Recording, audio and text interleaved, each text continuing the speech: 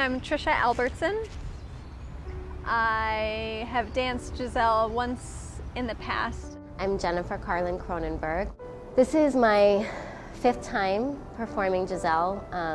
I've done it 4 times with Miami City Ballet, and another time I was invited to do it somewhere else. We call it the mad scene because it's the moment where Giselle just sort of loses touch with reality and goes a little bit crazy, mad. Right before the mad scene starts, Giselle is having a loving moment with Albrecht. She's been dancing with him. She's introduced him to all of her friends. And Hilarion comes in with Albrecht's sword that he's found.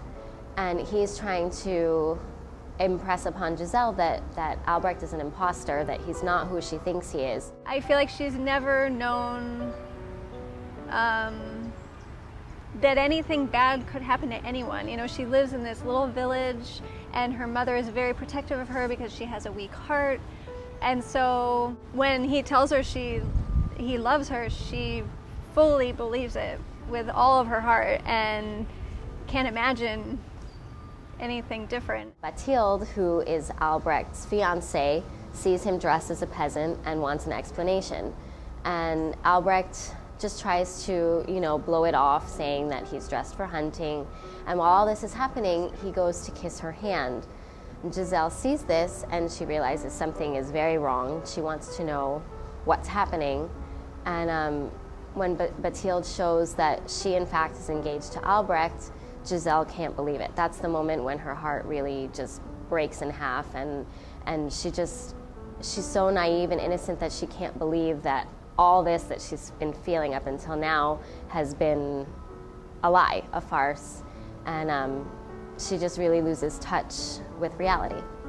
Everything she believed in falls to pieces, and that world that she knew, I mean, it's unknown now. I really try to make it as realistic as possible. I try to imagine what I would feel like if my husband, if Carlos, for instance, were to do something like that to me, and how devastating it would be, and it really brings me to a sort of scary place. It's not just sadness, it's anger, it's, crazy. Am I crazy? Did he love me? Did he not? I thought he did. What made me think he did, and then he doesn't?